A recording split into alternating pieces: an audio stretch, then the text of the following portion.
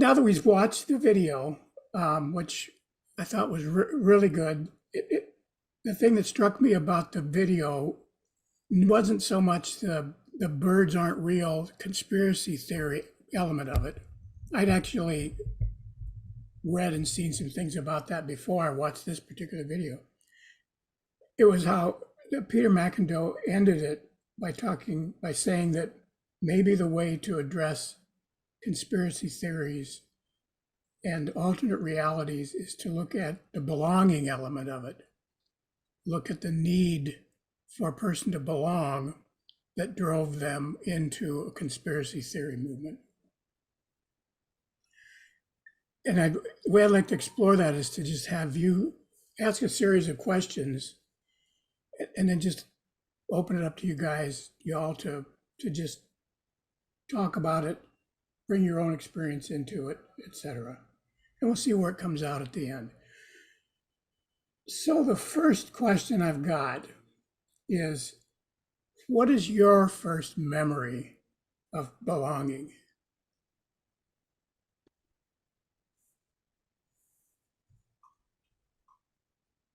And maybe rather than just saying the very first, because I know family often is the first biological memory you have of belonging, but what is the first non-familial experience of belonging that you had? How did it feel? What did you think? I can share mine. I've been processing this a bit lately. I think my first one was in church. And I think I've really been thinking a lot about it for like the last 6 months, because it's one of those phases. Bounce in the corner of the spiraled wall. And at home, I didn't get a lot of support. There was never like failure is okay. There was just a lot of criticism or consequences, maybe I should say, for not predicting what everybody wanted.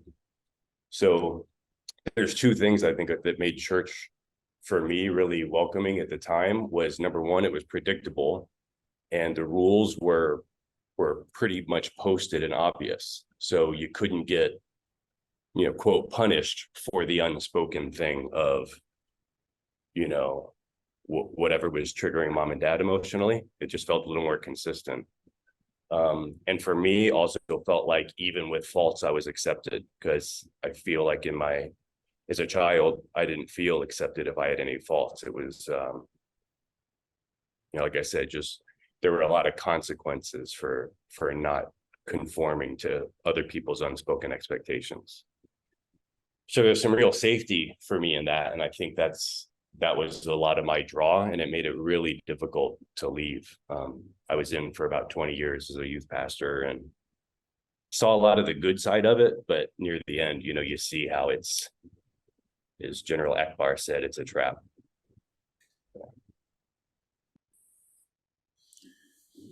Thank you for sharing that, Rob. There's a lot, things you said are very familiar to me. So, anybody else?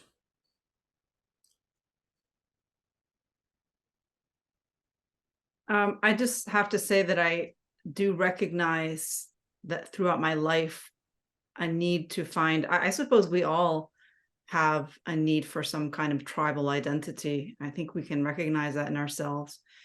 And when I moved to the United States from Spain when I was 10, I remember not acclimating to US culture right away.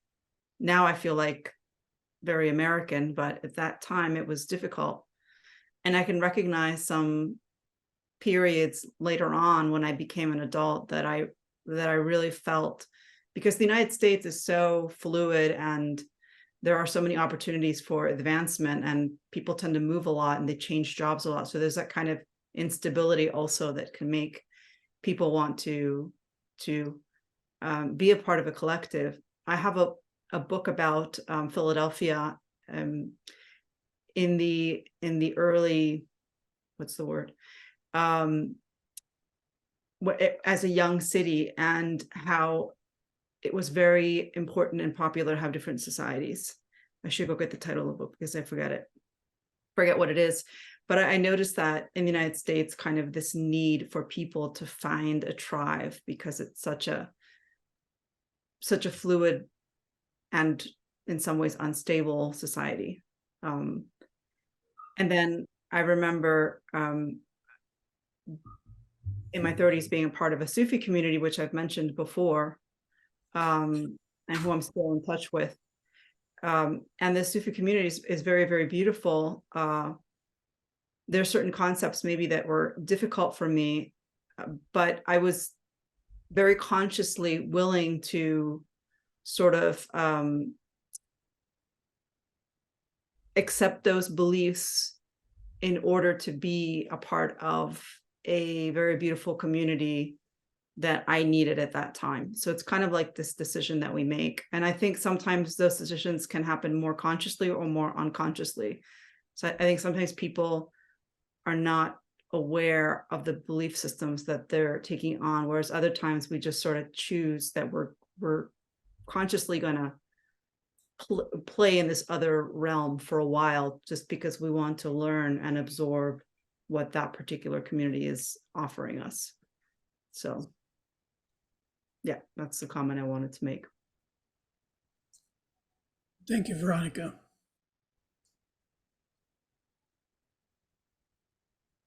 I think it's a great question. I think about,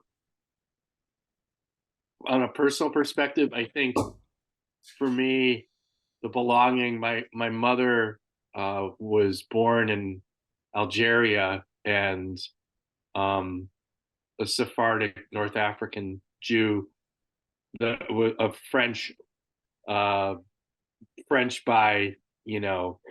by colonization. And I remember seeing her family in Miami, like my grandparents and all these relatives that kind of bypassed France and went directly to America in other parts of the world after the war, the French-Arab War. And I just felt so connected with them. I felt that tribal kind of connection that Veronica was describing. And I think probably didn't feel that even with other family members, just really feeling that kind of deep tribal connection. And so that, I mean, to answer your correct question directly, Paul, that would be my first experience of feeling that. Thank you for sharing that, Mark. Bet, Are go we ahead. doing hands today? Sure. Okay.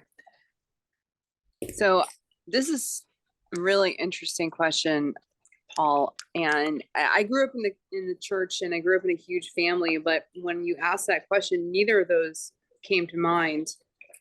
Instead, I thought about Toastmasters.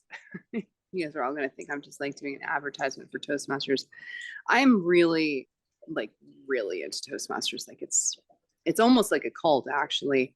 But anyways, yeah, Toastmasters. I remember walking to my first meeting and being like, wow, this is my place. Like, this is it. I love it here.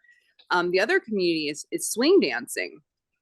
I have done swing dancing in so many countries, and I would say even just dancing, like partner dancing around the world. Everywhere people are so welcoming. You don't even have to speak the same language. You literally don't say anything to their person, and you can dance with them, and the music is always fun.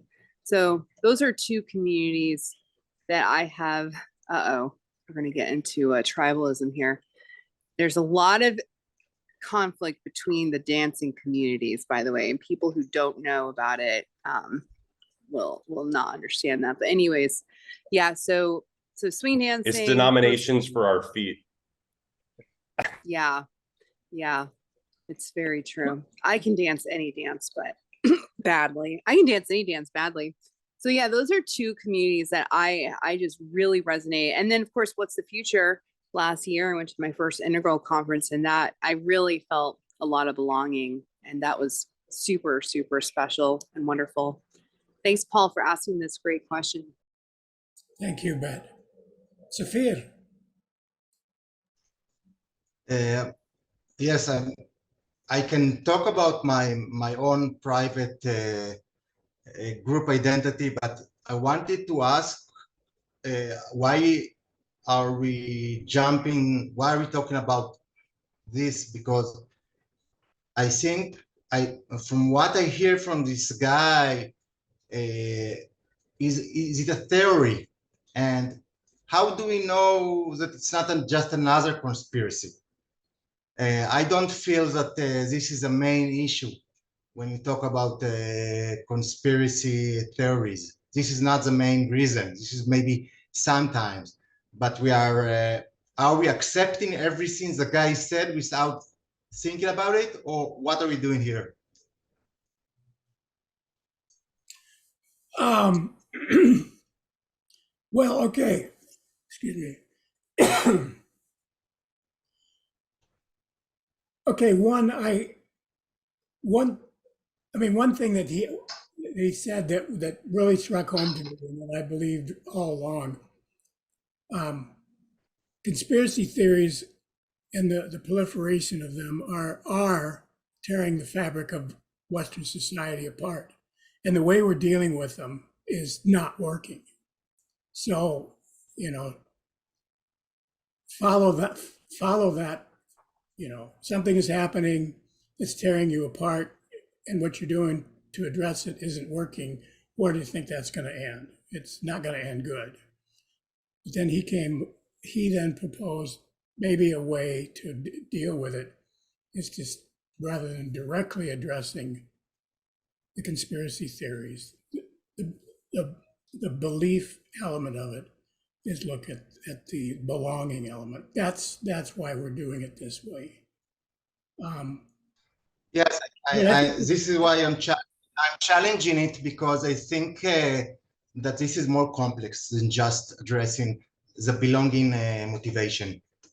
Especially when we come from spiral dynamic point of view, and we know that belonging can lead you to healthy or not healthy decisions. Sometimes conspiracy theory giving you a bad, unrealistic view of the world. Sometimes belonging give you the most healthy, supporting things to society. It's how you take it. And there is also when I'm looking at if I'm changing the word as a concept, instead of talking about conspiracy, let's talk about a questioning reality. Questioning reality is sometimes very healthy, even when most of society don't see it. We have thousands of examples like this.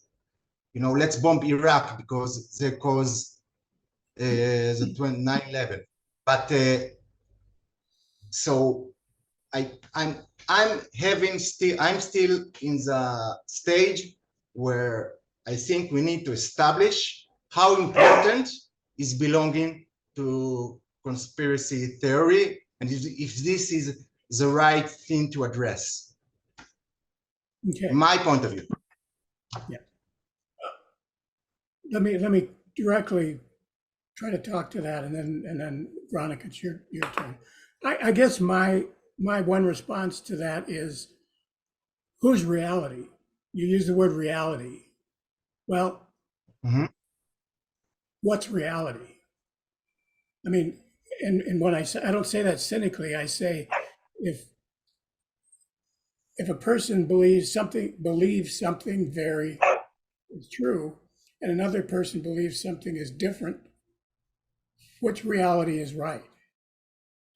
I mean, that's the problem. And you can't even go and say, well, the objective reality is true, because a lot of people reject objective reality. And I, again, the whole I just chose the medium of this particular TED talk that centers around conspiracy theory to get to the bigger issue. And I think you're right there, Sophia. The bigger issue is, how do you how do we address the issue of truth? This is It's just a, a yes, need. it's a, sorry, go. Yeah. I interrupt you, sorry. You were in the middle of That's sentence. okay. I'm glad you brought that out, because it's, in a sense, Yes, just, because I believe that even looking at as a conspiracy theory as an unhealthy phenomena is something that we need to question. And of course, we know that the motivations behind some of them is totally part of political game, like high levels of politicians do it, and some of them come from crazy people. And I do find unhealthy phenomena that maybe we can discuss about it is that all the conspiracy theories, the people that gathers around it, they always feel less power than the government or the institutions. They're always feeling that there need to be challenging the power around them.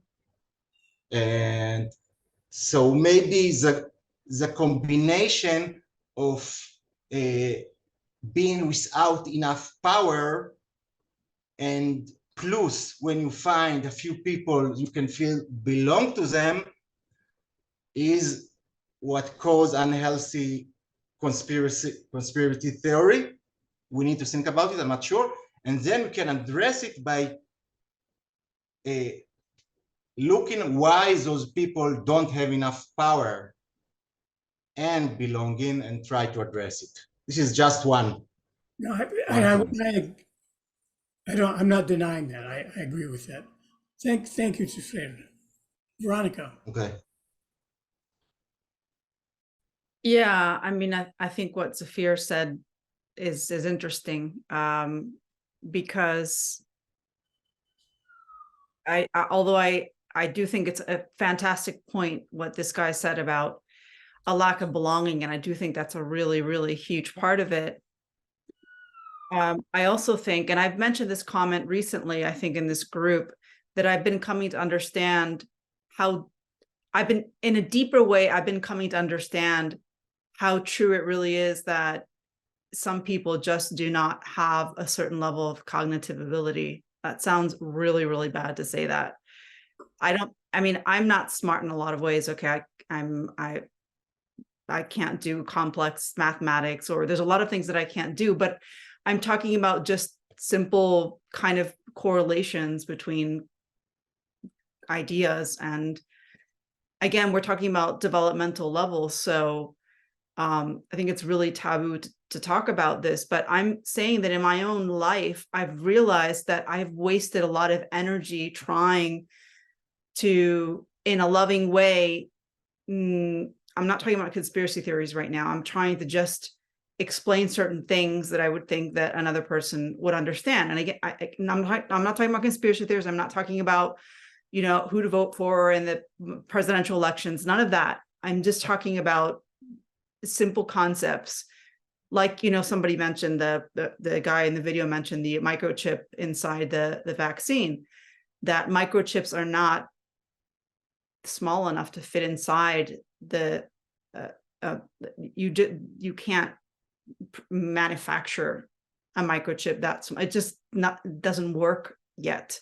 But sort of understanding basic concepts like that, some people just don't have that ability, and it's kind of proven by the fact that there might have been some people that believe that birds aren't real, because once these concepts start to, they hear about them and they start to look at the birds on the wire, and they're like, oh yeah, that they're actually just charging there on the wire, where they don't have enough of a structure in their understanding of how biological organisms work versus robotic ones. And how, like, I don't know, it's just on so many levels, like how much would a government have to spend to actually produce billions of birds? I mean, it's like, it just doesn't make sense, or doesn't make sense to me.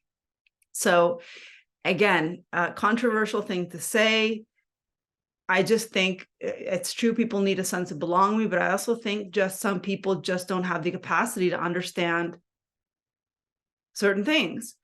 And with that, I'll also say, again, let's go back to the pre-trans rational.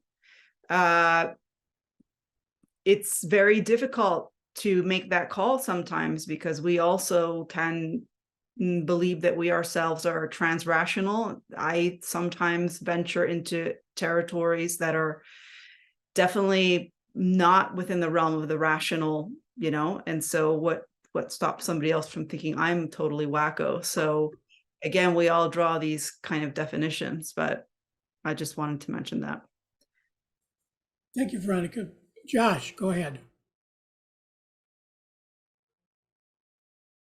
Well, first of all, the obvious conspiracy is that the fake bird thing is a conspiracy. Like, how do we, like, if there was a fake bird conspiracy, the thing they would do is they would send somebody out there to say, no, no, no, we just made this pretend. So I don't know if we should just fall for that, but kidding, obviously. But Safrir's point, I think, is valid, that there are other components to, I think, those sorts of beliefs. I do think the belonging thing is worth addressing, though, and addressing in this session. I think it's a large enough one and a relevant enough one that it's still worth addressing, right? You can say, oh, there are 15 different things we can do about the eco crisis, right? But sometimes you have to do one at a time. I do think in terms of, like, what is it's the reality, like Safrir said, people's reality or whatever. I think one of the motivations is to know something that other people don't know. And I don't know if that's not really belonging. I think that's a self-aggrandizing thing. I mean, I even catch myself doing that. I'm like, I know, they don't know. That makes me feel better about myself, right? And I think that's separate from belonging. But Safrir also said, well, questioning reality. It's like, yeah, there's a difference between questioning and saying this is for sure how it is. And there's a lot of conflation between the two. People will turn, oh, I'm a climate skeptic. It's like, well, no, you're not. You say there's no influence from humanity on the climate. That's not a climate skeptic. That's climate denial. Climate skeptic would be, I haven't made up my mind. I'd like to ask some more questions about that. And I think that's all well and good. But yeah, I think the certainty with which people make the declarations is the problem. And yeah, I think the belonging thing is really worth looking into more. I think I know that there are many conspiracy theories that don't trigger me, that I can have a pretty open, inquisitive, curious, non-judgmental conversation with people about. Like, if they wanted to talk about the election was stolen, like, I don't frankly give a shit one way or another. So I can have a conversation about things like, well, there might have been some abnormalities in that. There was some weird stuff back in the day with the Gore election as well. The question is, was there enough weirdness to actually mathematically influence the results of the election? And if you look at each state by state, even if there was some rogue Democrat vote counter throwing out some stuff, it wouldn't have actually been enough to have changed the full results of the election. So I can have that conversation with people, and then, but other topics I can't. But I guess the final point I'll make is that maybe coming at it with well, here's the information where you're wrong, is not actually that effective for many people. And Veronica's point that not everyone's capable of holding all that information in their head is another piece. But maybe instead I was thinking, okay, why do they need to feel like Trump was taken from them?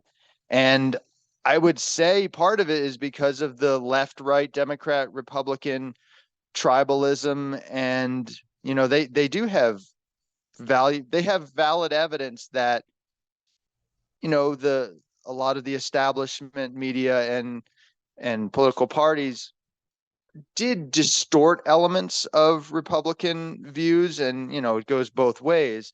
So the way I think to limit that polarization is to stop the false attacks and othering, but then your side doesn't win. So I don't know what the process is, but I like the idea of trying to vibe with those people and just being curious and asking questions. But yeah, I think the answer is you can only do that with a topic that doesn't get you all worked up, because you're not going to be effective at really communing with people if that's the situation. Thank you, Josh. Rob, go ahead. Hey, I was just leaving notes for myself so I didn't forget. Yeah, so are any of you guys familiar with, I can turn my camera on, I can give them permission, of objective personality? Has anyone heard anything about these guys that are trying to make Jungian psychology-based personality stuff objectively scientific? I No. think that's a no. You mean just Super, MBTI, you mean? it's based on Jungian psychology like MBTI, but it is different. Okay. They're on YouTube. They're kind of trying to figure it out now. They're at like 512 types, but there's only 9 switches. There's 9 binary coins, what they call it. So, and for this issue, I think kind of what we're talking about, even with Safir's, questions and like what was shown in the video, is that there are some humans that just the default wiring is that they are going to be very group based. It's going to be based on the feeling consensus about feelings, and that's where I think the religious part, or even politically, the very emotionally engaged people are engaging with their feelings, and that truly is their sense of belonging. But then we've got the thinking people who are addressing it more in terms of like the facts and how will this play out. And that also, though, is threatened by groupthink. Obviously, we know the danger of kind of groupthink. So it's almost like, and I saw also in the church that a lot of people, when they left the church, they were just going, I know it's true because Peter and Paul said it about God. And then they leave the church and they go, now I know it's true because Dawkins and Darwin said it about science. But it's the same thing of taking your personal belief system and saying, well, I base it on this book, that guy's writing, that person's writing, or whether it's more internalized and, kind of leaning on that left side of the spiral, the kind of warmer colors.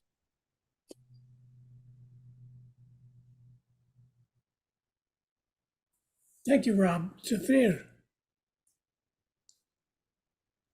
Yeah, sorry. So now I want to addressing belonging. If we are looking at belonging, and I come to my mind four things to remind us. One is a research that probably all of you heard about. It is about our fear from not being part of what other thinks. This research was a draw on a board 5 lines. In 4 of them are the same height, and 1 of them is 30% less. And they put in the room about 10 people or less, I don't remember. All of the people in the room were cooperative of the researcher, and obviously the line was smaller. All the 9 people in the room said it's the same, and the guy that he was unaware of it, which they did the research on him, he came to the room, he was supposed to say last. So the first person said they are the same, second person said the same. when he is the 10th one, he knows it's not the same because he sees it, but he wants to be like everybody else, and it's saying the same. And they repeat this research hundreds of times, and most of us will say it's the same. So this is proof that, of course, we are twisting reality for belonging. This is proof. No argument. So the question is why people choose, when they have variety of options to believe in reality, to believe in conspiracy or other. So this is one question.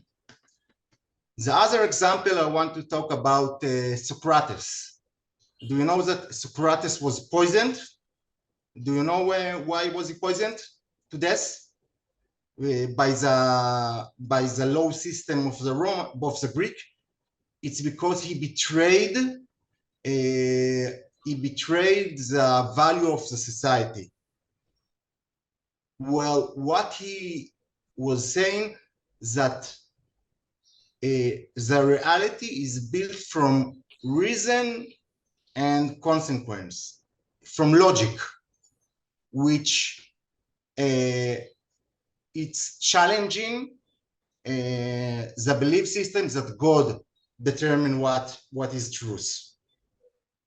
So he believed in something that today is common knowledge. Of course, it's very orange, but today is common knowledge. But more than 2,000 years ago, this completely truth belief was conspiracy theory. So sometimes it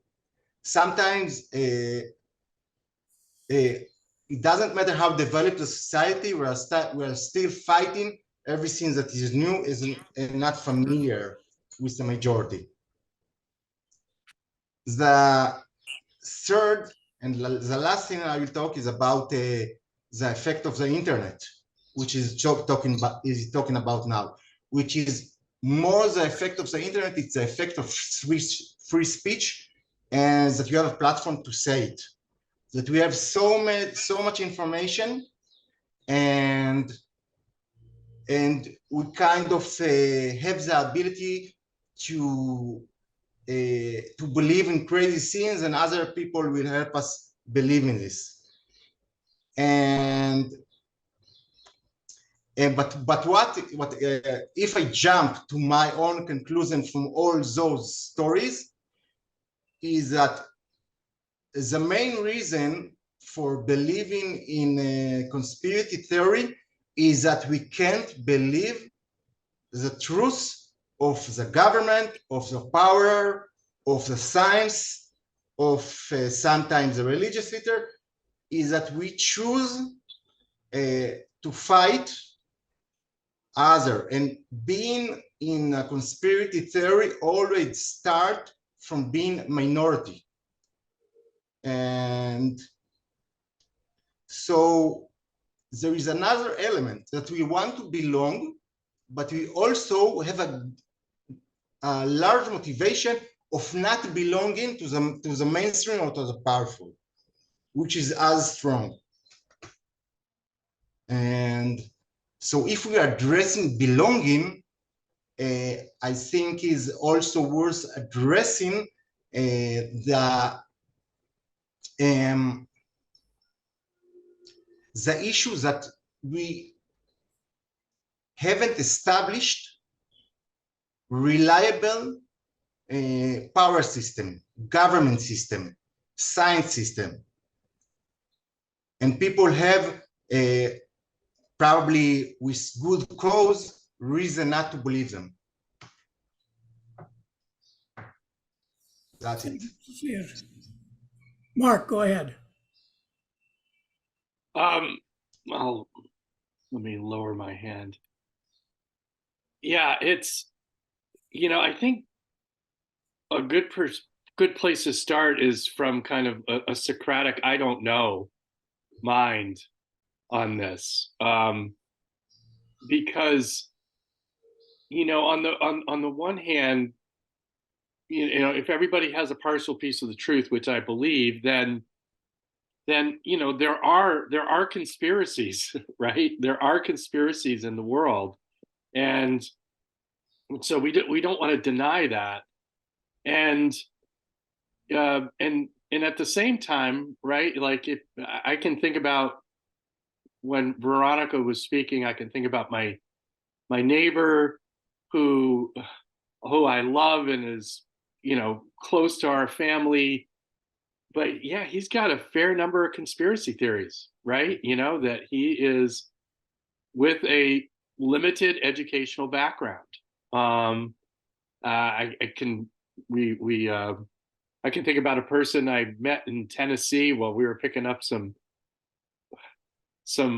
booze on our way to my late father-in-law's house to clean out his garage in North Carolina, and there was a conspiracy about what happened in Hawaii in the fire, and how half the street got burned, and the military blocked the street, and only the rich and elite got to save their houses, and all of this, and it was just wild to hear. And it was certainly, I think, from Veronica's perspective, there are folks with limited capacity sharing those, you know, theories. But at the same time, and this is where I come back to the I don't know, I just read a piece about there's a new book by Naomi Klein called, I think, about doppelganger and her relationship with Naomi Wolf, who's a well-known feminist author who's become a conspiracy theorist. And this is a person of high cognitive capacity, who has, you know, complex abilities, who's, you know, some of the stuff that she's talking about. She's claimed that vaccines are software platforms that can receive uploads. You know, this is a person of high cognitive capacity. And you know, other things with the idea that many clouds aren't real, but are instead evidence of geoengineered skies. And so I think conspiracy theories can happen all over the place in terms of your capacity and your development. And so, you know, I think belonging is one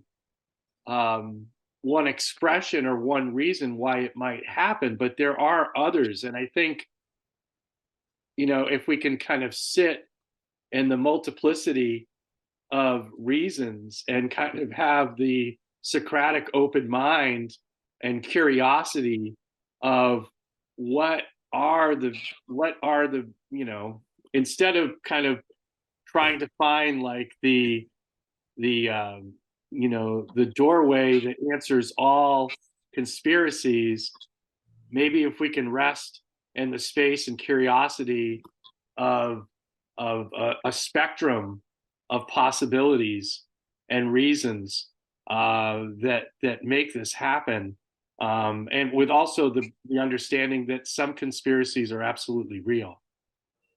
So I'll stop. Thank you, Mark. Daryl, go ahead. I have a coffee cup. Oh, go ahead. I can see your coffee cup. Okay. There's this thing called hand lawns. Hand lawns. I'm really bad at English.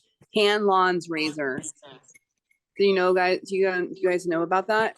So everyone knows about Occam's razor, right? Which is the simplest answer, is probably the correct one. But Hanlon's razor is people make mistakes. So I think a lot of conspiracy theories come from, you know, there's this, you know, agent, like all these bad people are organizing, but I think with people who are less cognitively aware, or whatever we're calling it, trying to explain to them, like, it's probably just Hanlon's razor. Like, people just make mistakes. Like, people are incompetent. That's the source of a lot of this stuff. All right. Thanks, Rob, for sharing the link there. Okay. Sorry. That's my coffee cup. Well, I mean, everything everyone's saying really resonates with me, but from what Saphir's point was about the complex nature of the inquiry itself, but might as well start with belonging as opposed to just about anything else. But it makes me think of a couple of things. One, it reminded me, and I had just heard about the Naomi Klein's book and totally agree with how relevant that is to this conversation. But it made me think of a quote that Mark Twain, which is something like, "It ain't what you don't know that gets you in trouble. It is what you know for sure that just ain't so." And it made me think of that. To answer the question directly, I think the very first time I can recall belonging was outside of my family was probably with the Boy Scouts. It was a completely positive experience. Fast forward to the present, I'm very much part of a martial arts community, which creates myths around practices and people involved with the system that you do. And it's a very, I might as well be living in a Kung Fu movie for the fact that the folks I hang out with, I call them my brothers, and it's very much a belonging thing, and so, but for me, I want to pick up on the reality theme a little bit, so as I heard everyone speak, and it was all really good stuff, it made me also think about the concept of manufactured consent, which, to Safar's point, that's a very intentional corporate meshwork, I'll call it, for lack of a better term, that's put upon societies to make them feel. I mean, advertisement has become so sophisticated. It's no longer about telling you about the product itself and why that product is a useful product and how it could be used and when it could be used and who could perhaps best use it. It's just informing you of the product. No, now you need to believe that that's product and your identity are one and the same. And the level of sophistication on this manufactured consent thing further exasperates, this whole conspiracy thing, because you don't know what to believe. And, I listened to the interview of Naomi Klein on her book, and it was interesting because it's so true. When I combine that with something I heard a couple of weeks ago, preparing for an AI panel, about the fact we missed the boat on the curation AI that occurred in the social media phenomenon.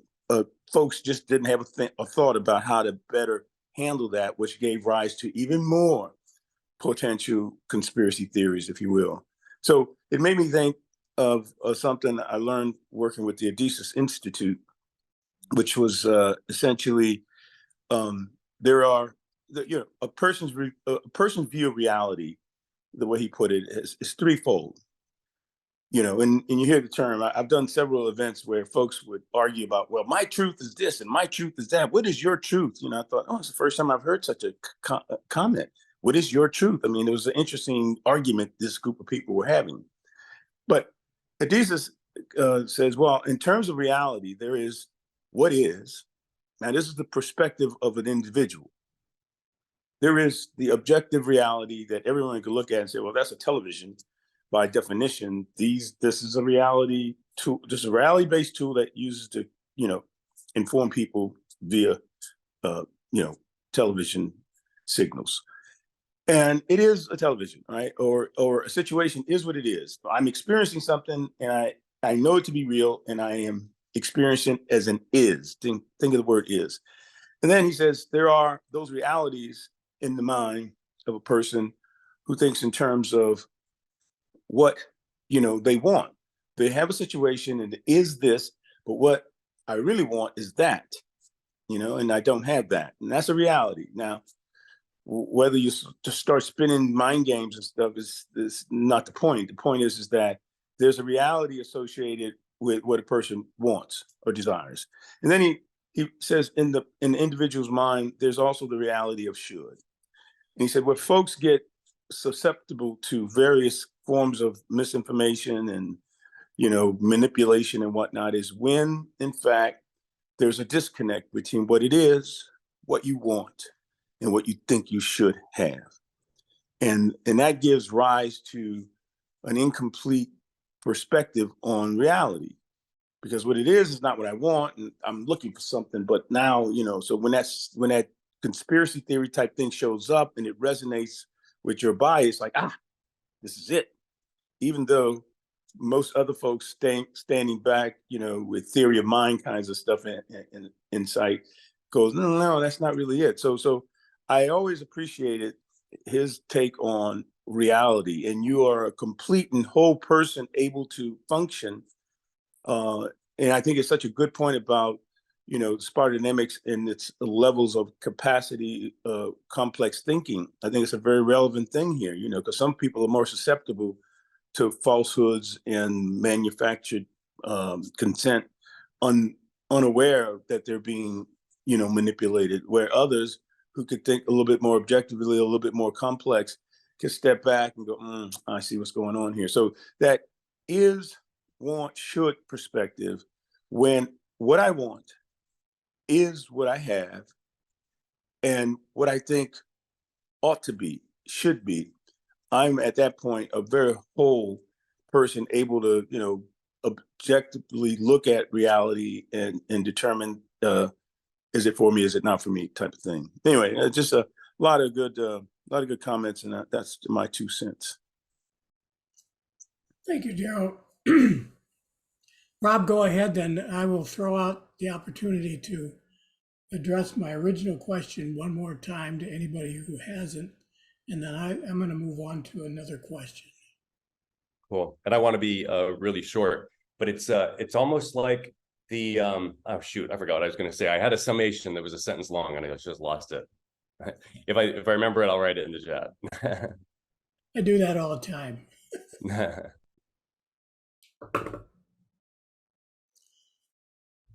Okay. Going once, going twice. So my next question, and I realize that, okay, I'll just throw it out and see what happens. Knowing that the truth is we belong to various, we have the feeling of belonging probably numerous times in our lives and under different circumstances.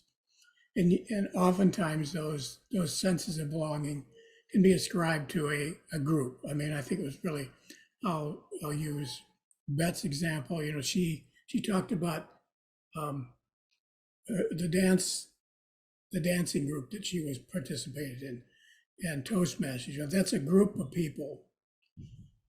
So my question is, when have you belonged to some group that you didn't necessarily share the same beliefs that most of the people in the group had, but you still participated in the group anyway? Talk about that. Talk about how you felt. Talk about how you dealt with the differences, etc. Yeah. When I worked in some very large unnamed tech companies, talk about cognitive dissonance. I was there to try to do something good. I mean, I was going to try to do the best I could, but also I needed the green, cold, hard cash. So I had to bite my tongue every day for various, decisions that were being made. And those of you who know me know what I'm talking about. But anyways, I worked in very large. Yeah, so that's a group that I felt so alienated from, and it's very, if they knew anything that I believed in, they would kick me right out, and eventually, we parted ways. So that's one that comes to mind, Paul. Thank you, Beth. Anybody else? Well, I'll go. So I was very involved with the Pentecostal church. And it was only, I think, when I ran into Don Beck and got exposed to Spartadynamics that I began to step back just a little bit, if nothing else, and observe things. And it was about the same time I was, getting involved with Spartadynamics at the height of, and being very much a part of the Pentecostal church scene, going to conferences, the whole thing. And I was at an event where a well-known healer, a guy named Benny Hinn, who was, having this gigantic gathering, and people brought folks on stretchers and on hospital beds, wheelchairs, the whole thing, and it's very typical scene, and you hear the stories about folks doing these miracle kinds of activities where the leg is stretched and now it's the same length as the other leg. To me, it's kind of like a parlor trick, and I was aware of that kind of thing. But people would go up on the stage, and would tell him their story about how they were ill in this, that, or the other manner, and it was everything you can imagine, from cancer to just epilepsy, everything. But I at some level in my knowing, I realized, it's what people believe and how they respond to the energy of the audience, and everybody's putting their intention on that person, and all of that esoteric kinds of thing going on all at the same time. And some part of me knew, well, it's all a function of what we all want and what we believe can happen. And then, praise God, the miracle occurred, But what struck me, and when I realized this is not really, it's not right, I'll just say it like that. Not that I think the guy was a charlatan or anything like that. I'm not making that judgment. I'm just saying, when I looked on one part of I think it was at the Forum in Los Angeles, when I looked at some building like that, when I looked at the number of folks who were in stretchers and on hospital beds across the wall, I realized they could not get up on the stage. But then I thought to myself, if he's really practicing blessed healing that's coming from God, he would have known, just through empathy and caring, to come down from the stage and walk along the walls. If these people do not get out of their hospital beds, if they don't have a miraculous, coming out of the situation they found themselves in to even be there, he would have at least been able to touch them as a human being and make a difference in the mere fact that he came down to see them where they were, even if he couldn't, like Jesus Christ, get them up from their bed so they could walk. And in that moment, in that event, that day, I realized it's just not real. And despite the fact we want to believe, despite the fact we want to care, something about that just informed me that that's not how I really see the world. Because I felt if he was a real healer, he would have come down and touched those people, despite the fact that he actually couldn't get them off out of their bed. Anyway, that's the thing that came to my mind. Zafrir, thank you. Thank you, Daryl. Yes, maybe I have a similar story without the miracles. For a few years, I was in what you can call a spiritual journey, listening, reading for many enlightened teachers, from Osho to Eckhart Tolle, all those Zen masters who talk us about enlightenment. And also I was listening to them. I haven't, there is a concept of teacher, of when the student is ready, the teacher is coming. And after a few years like this,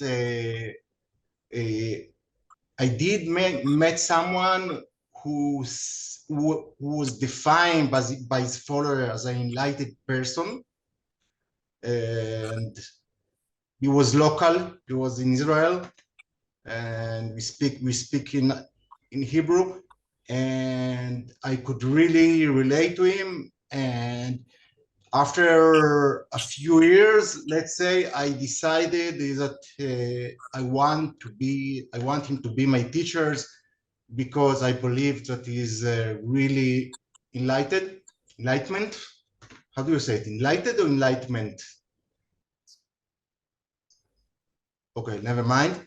Enlightened. That, enlightened, yeah. So he had like group of about 40, 50 people who all of them went to live in the north of the country and met almost every day to do different practice in his teaching. And he was teaching a lot of things. He is the one that introduced me to spiral dynamic. He was also teaching spiral dynamic, but his main teaching was about liberation, about being free from this world and becoming enlightenment. And in one pain, after 1 year, there been something shifted, and it's become from a spiritual group to more a cult, where you have to respect him and you have to clean his house, and something was not right. But I think he was a true teacher from one way, because he was brilliant. No mystic magical shit like healing people. He was really teaching like a Zen master, but he didn't, or let's say he supports the culture of him being above others, and that we have to serve him. And it seems not right to me, but I was too afraid to leave, because it gave me, I said, I'm not as evolved as he. I need to learn from him. If he wants, this is the culture that he wants to be around him, I should stay around. And I stayed for another 2 years. And also I didn't feel right. I was too afraid to leave. Finally, I did, but it was 2 hard years of conflict. And I'm still not sure I did the right move till today. So this is the story. Thank you, Sifrir. Yeah, I I've forgot got to a, mention, I stayed involved with the church another 4 or 5 years after that event. So Rob, did I see that your hand was up? It was, yeah, I turned it off because I was just gonna hop in if that's all right.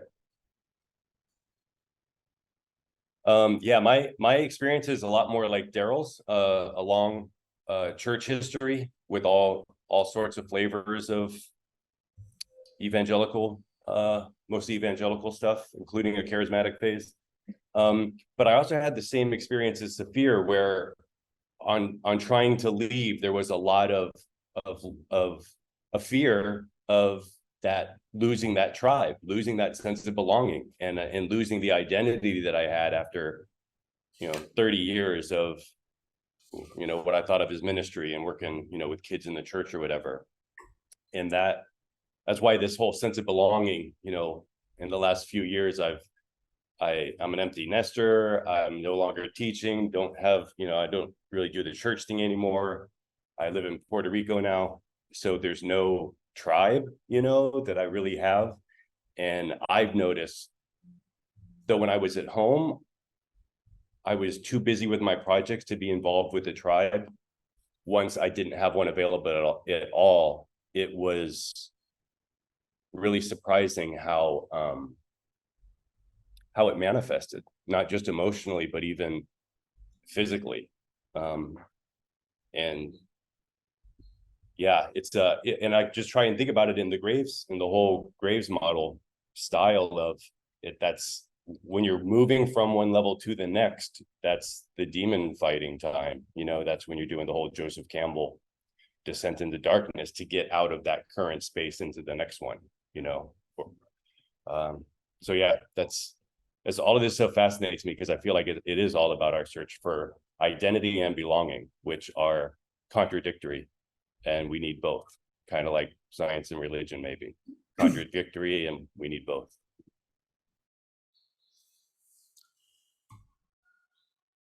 Let me share some of my experiences with that, and I'm making a distinction between the groups I was raised in. In other words, when I was a young person, um, as being different than the groups I eventually moved around in when I became an adult, or as I grew up.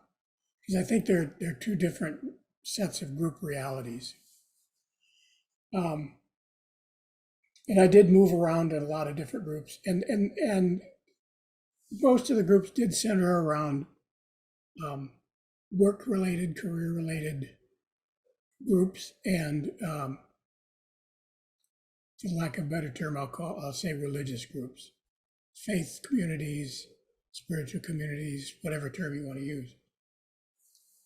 And the pattern that did develop with me was that when I would join, usually I was attracted to a group for any number of reasons, a lot of which had to do with where I was at the time. You know, if I were to look at each individual one, the reasons would have been different each time. And that had to do with my own personal growth process. But the first thing I did is when I got into a group, I would really kind of try to keep my mouth shut as much as I could to learn the rules and rituals of the group, to observe and to get to know the people in the group. And then I really worked to try to practice those rules and rituals as much as possible. You know, so it was kind of a fitting in as I learned more and more about the rules and rituals of the group. Unfortunately, oftentimes that's after that dissonance began to set in, and the net result was that I would move on. But I guess through the whole thing, particularly when I added one on top of the other on top of the other, there was a growth process in me that basically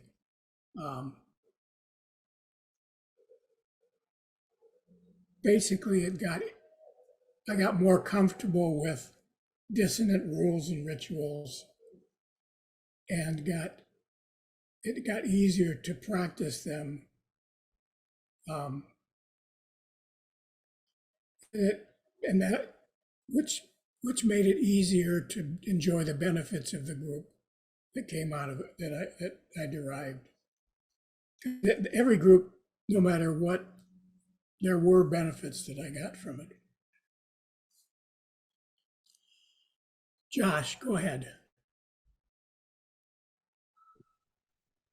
Yeah, so I'm not going to get into my belonging groups where I disagree with people because that's every single one. But one thing I wanted to mention to the group and offer as an invitation is I wonder if we could, oops, the timer's off. I wonder if we could think about ways in which we could, or I invite folks to consider ways in which we could practically try to engage with somebody who maybe does feel, I don't know, ostracized, or maybe not even that, but who has some reality bending ideas and, you know, that may be harmful to them or society or others or whatever, and to try to do the olive branch in terms of speaking to them non-judgmentally and just listening and saying, oh, so tell me, you know, why you believe such and such. And I'd be curious if anyone can think of any people in their life that they'd like to do that with, or it could even just be a random stranger on the internet. Like I'm thinking about trying in terms of I don't know, maybe like the Trump cult stuff, because Trump doesn't trigger me. I'm just like, can we just stop talking about him? He's boring. That's my response to Trump.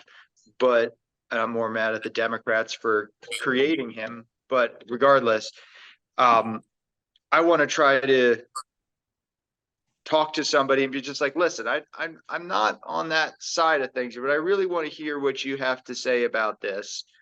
You know, that's a pretty rare circumstance, right? Like I can't remember literally any time anyone's done that to me. So I'm going to try to do that. I have a little karma to repay I was blessed by a mendicant healer last night. It was very weird. And I don't really believe in it, but I feel like I should give back something because somebody tried to do something nice for me. So I'm going to try to do that. But I'm curious, does anyone have any topics or individuals that they think that they'd want to manifest this in a practical way, trying to understand their beliefs as a way to belong? I Hey, have hey guys, before you go into that, I've got about 10 minutes between flights that I haven't had a chance to weigh in at all. Do you mind if I do a backup to big picture? Go Go ahead, ahead. Barb. Thanks for Fine. sharing that, Barbara. Yeah, go So- ahead. So one of the things that I think absolutely some of it is a belonging issue. And if you're not familiar with Harari, go and read his Sapiens, because one of the things that is clear up through probably even Orange, where we now have to believe in science instead of believing in God, is that the more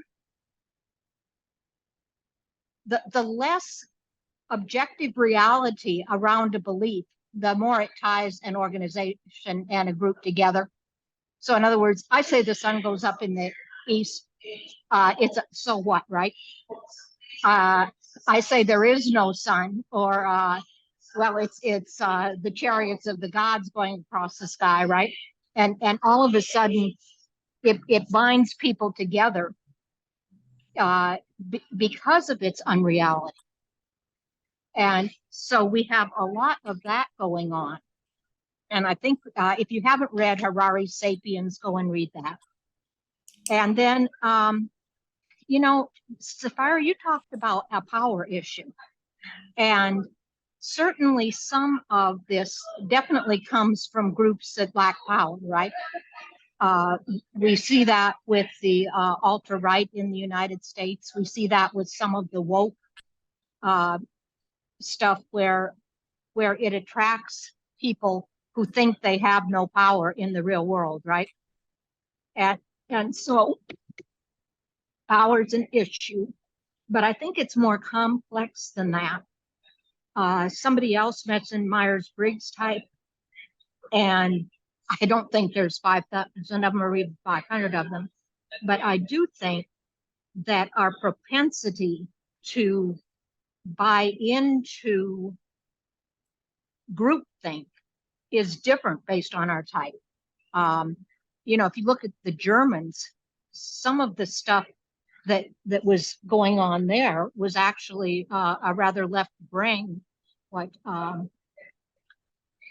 we call thinking types. And if you look at religious hierarchies, quite frankly, they're not at a blue level. They're not run by feeling types. They're run by extroverted thinking types, right? And yes, you have the charismatic folks that whip up religious furors, but if you look at organized religion, it's definitely a patriarchal extroverted thinking hierarchy. It's not necessarily charismatic at all in its manifestation over history. And so I think, you know, what we have here is a combination of innate, and I do think Jungian personality type is a lot of that innate, the way our individual brains work.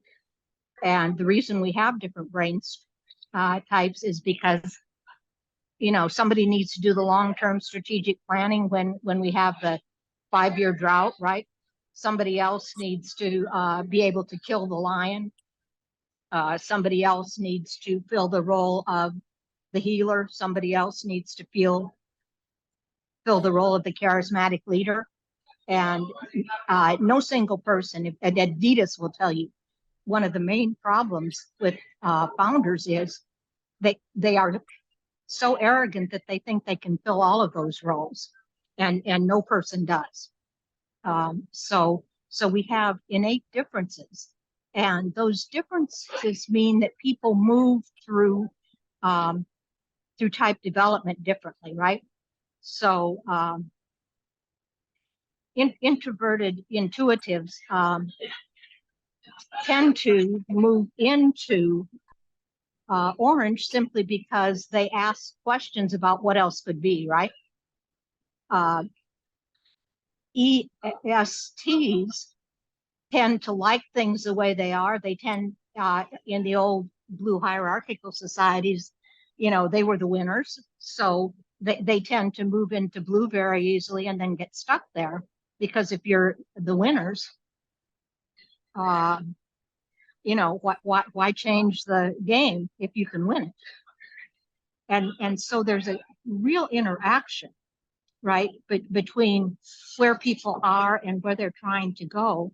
And then we are, Veronica had it right on. We're in, I think, worldwide, into problems of meaning and problems of belonging, right? So if we're in a meaning crisis, which the West certainly is, and with younger people particularly, also a crisis of hope. You ask folks, my daughter, she's in her 30s, you ask folks my daughter's age, and she'll say, well, it's not going to get better. And so we're in this crisis of hope, and we're in this crisis of belonging, and then we're in this crisis of AI manipulation. The tweets have got us all entranced, right? So maybe he's right about birds. The tweets have got us. So we're in this situation where people need hope, people need belonging, and they don't have a way forward. And the less power those people feel, the less ability to shape their own futures, the more likely they are to grab onto anything that offers them belonging and a different view of reality, because the reality that you're in is pretty awful. So if you look at why would peasants serfs were basically slaves in Europe, right? They were basically slaves in China. So why would they buy into religion, right? Because life on Earth as it was so bad for the average peasant that it can only get better in the afterlife. So we have those kinds of things that are driving people. And then if you aren't familiar with Matthias Desmond's new work on mass formation, and it used to be called mass psychosis, and Jung said that he felt very strongly that the Nazis were a textbook example of mass psychosis, and of course Stalin and Mao also, where people just got caught up in a bizarre psychosocial movement that murdered millions and had no issues with that. And so again, the Nazis were clearly a conspiracy theory, right? It's the Jews. The Bolsheviks, clearly a conspiracy. It's the nobles, right? It's the Tsar. So again, these conspiracy theories are dangerous when they take on mass psychotic movements, when the society itself has lost hope. And we have people that just want things to change, and they'll follow anybody that gives a different narrative. And I do think we need to be really careful, for those of us who are well educated and have gone to Orange and Beyond, in thinking that conservative brains lack the horsepower to deal with reality. I'll have to say, in some cases, having done a lot of technical writing and trying to communicate, my conclusion is if you can't explain it to a 10-year-old, you don't understand it. You're just doing technobabble. It's not really that you are one of these remarkable people who should be able to understand anything, right? You're just deluding yourself if you can't explain it to other people. But we I'd come like- in then with I'm an educated, affluent person who's superior to you. And I mean, what's your reaction going to be to that? You know, you're so stupid and uneducated and illiterate and all of that you know, you just need to listen to what I say because you don't have a brain to process yourself. Well, it's not surprising that the folks who say, oh no, I'll listen to you, get a better hearing. So I think this belonging issue, this arrogance issue, we certainly have a lot of problems with affluent, educated people on the left of society just being so totally arrogant that, you know, there are days when it's just like, if that crap comes out of your mouth one more, so help me, I'm going to go start a riot from the right. You know, it's because it's right. It's so condescending to people. And all of that then comes together and you have a person with a different idea. So if you look at QAnon, I mean, there's some facts behind that, right? Look at Epstein. Look at some of the other things where we've clearly seen that in fact, rich, powerful, politically connected people are trafficking kids, right? Selling teenage girls. So there's something to it. And sure enough, you know, they're protected, right? So all of a sudden you go from a little gem of a reality there. Same thing with vaccines. Some people were injured by them. So you've got a gem of reality, right? They were, and people look at that and then go, well, somebody's trying to pull the wool over my eyes, right? And we know we've got so much corruption in the West that why would you not assume that there was a corrupt group out there trying to manipulate you? I think if you think anything else, you may be involved in a real mass delusion. But aren't these in fact the Graves levels though? It seems to me like all of this literally is just demonstrating it all. If we don't feel safe, we're going to jump to that right side with the cool colors, and if we feel strong, we head to the left. And as we move up, we recognize the errors, but also the strengths of those earlier steps. And the second tier is to integrate all of them and not look at any of them and go, well, that's their error, but to go, that's their place. And right now they need to fill that role fully in order right. to And then move. then the question would be, how can we help them fulfill that role better? Right. Yeah. That's where we need to go. And that's what Don referred to as spiral wizards, right? How can we? That would be tier 2, right? Tier 2, right? Yeah. How can we help? How can we see both the positive and the negative side from each level?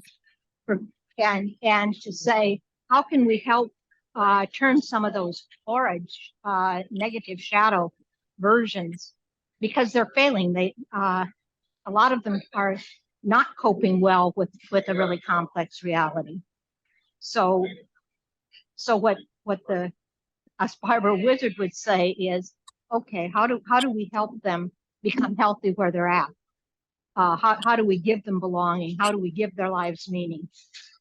How do we give them power that they now don't have? Not power over, but power to manage their own life. Can I address that real quick? Yeah, I gotta go. So Okay. thanks for letting me talk for a while. Barbara, you, have a Sharon. safe trip. Go ahead, Rob.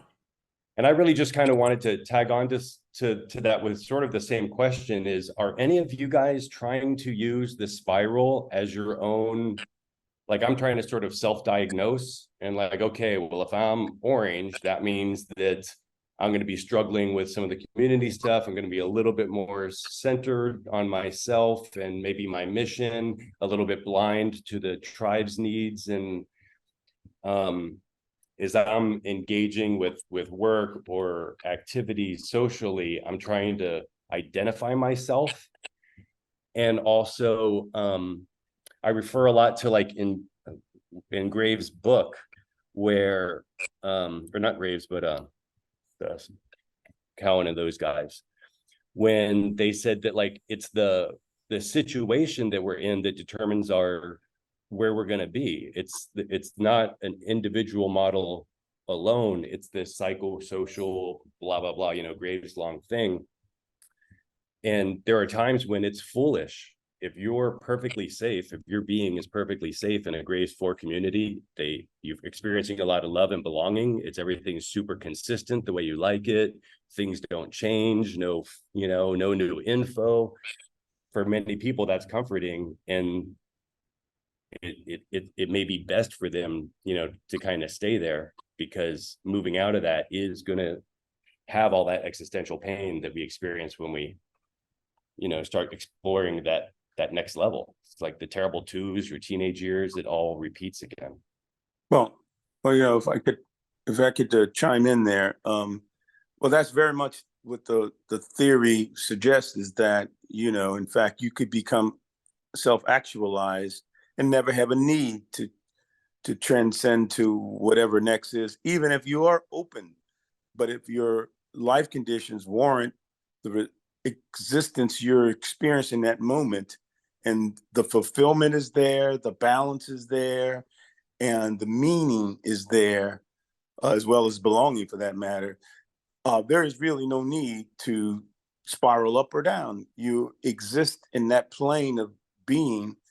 And there, in the theory, a lot of folks who become aware of spiral dynamics almost automatically aspire to become second tier almost instantly, or the awareness of second tier is like, oh, because I'm aware of it, I must be on that path of then what's next for me is that second tier thing. I think when I examine my life and look at things, and I do it kind of regularly, for instance, I will say to myself, well, if I go back to New Orleans, I'm very much having a purple experience intentionally. I'm going to connect with family and the roots of where I grew up, yada, yada, and all that good stuff.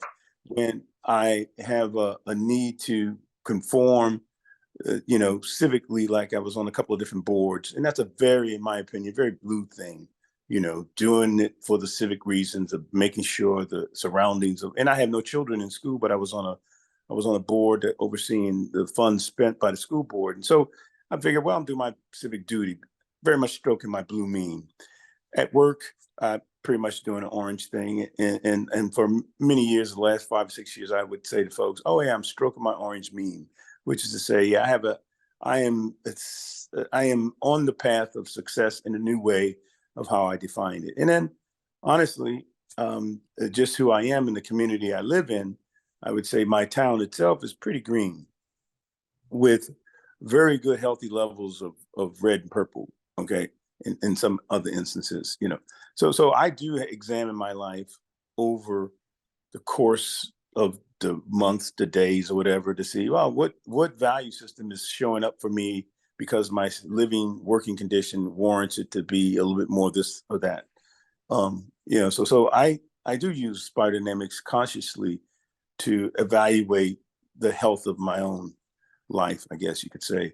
And, I was going to chime in on the question that Josh threw out, which was in regards to, do we intentionally try to, and I can't remember how you put it, but it was something like, try to understand the other person's perspective, for which I have no identity and don't believe. But what I found was that spiral dynamics give me the ability to clinically, consciously look at what's being said, done, talked about, whatever, and really try to say, well, where are they coming from?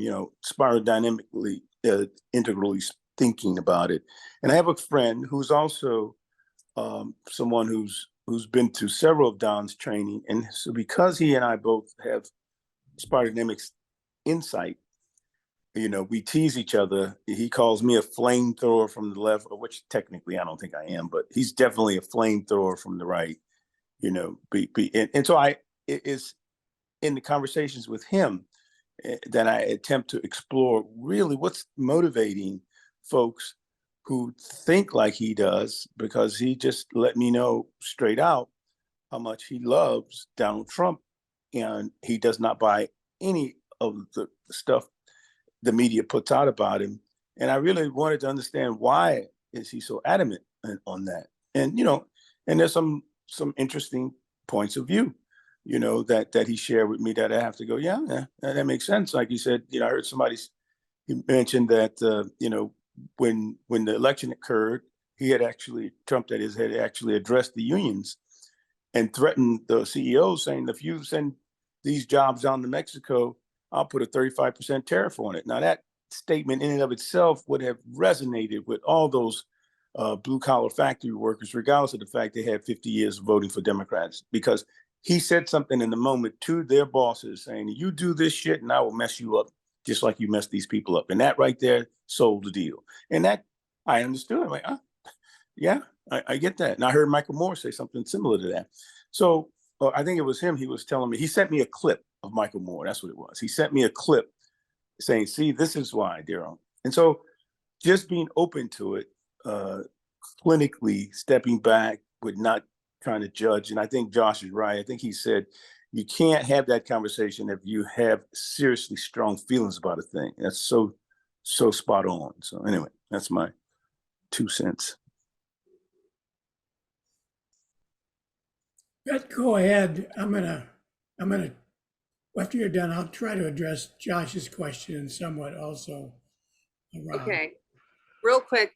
I think that our world is going through massive change. And so a lot of people who maybe in the past could stay at their level perfectly fine, hiding, never growing out of it, can't anymore because there's just too much change that's happening and they don't have a choice.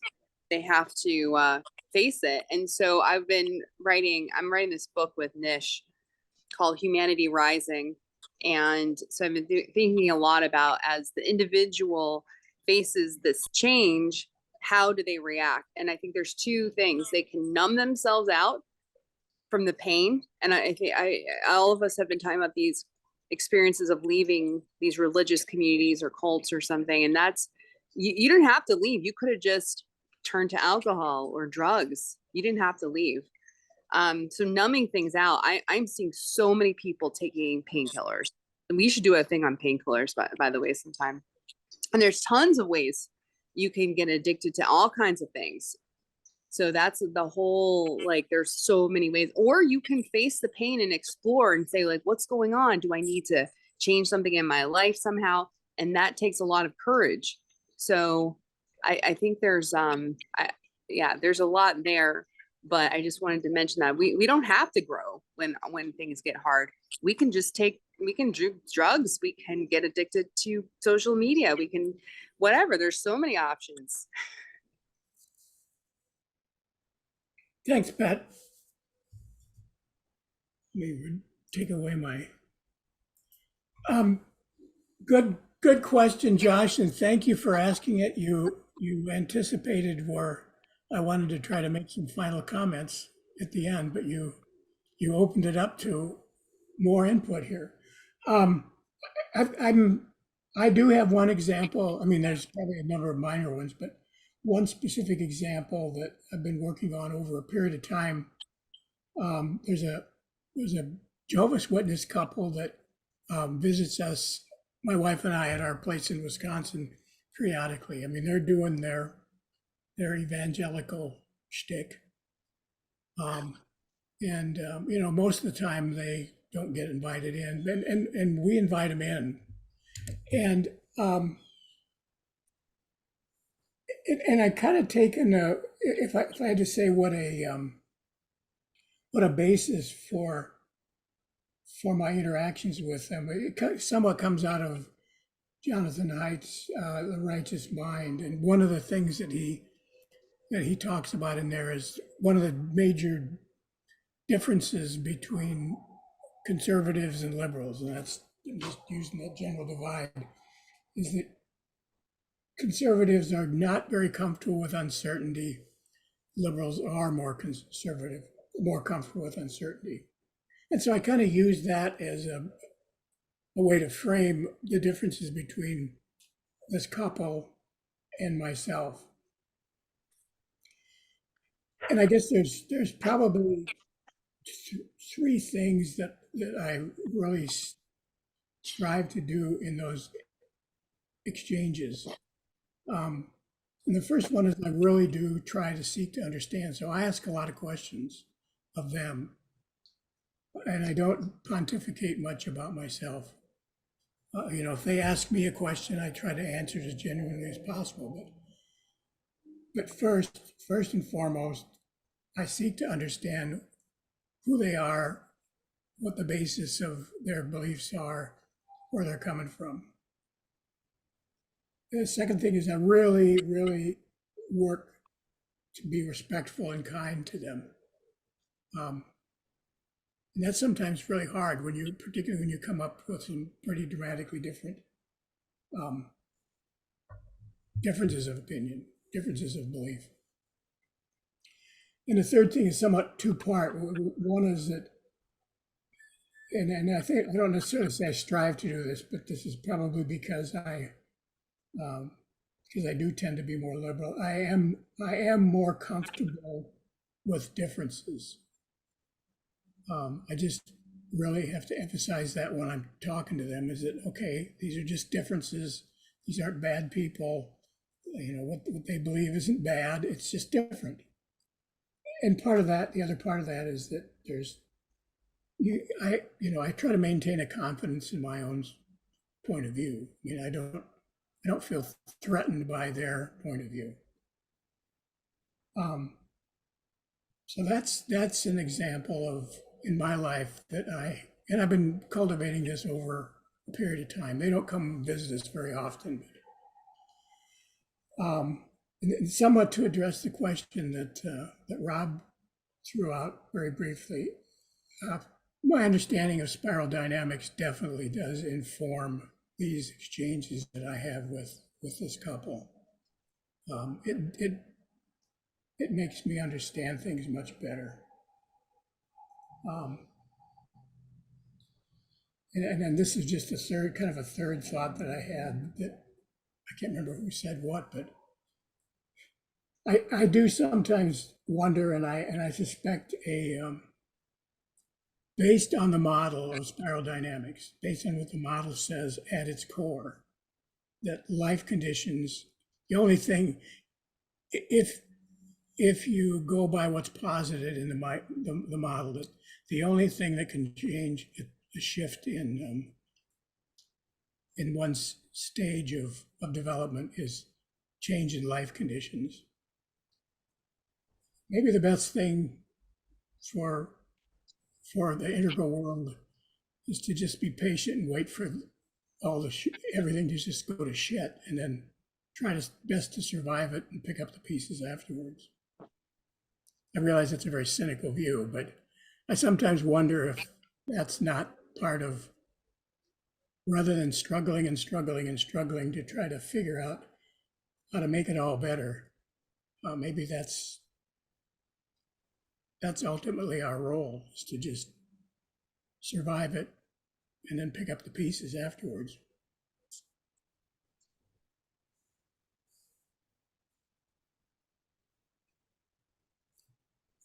Well, it is the top of the hour. Thanks, Paul. I didn't time my response in that way. Great session. Yeah, I'm going to go ahead and stop the recording. And Bye. Really enjoyed the talk, everyone.